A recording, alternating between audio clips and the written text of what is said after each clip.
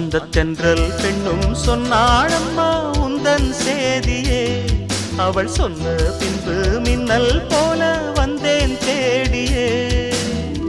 என்னை நீ தொட்டவுடன் என்னவோ பொன்னுதையா முற்றுகை இட்டவுடன்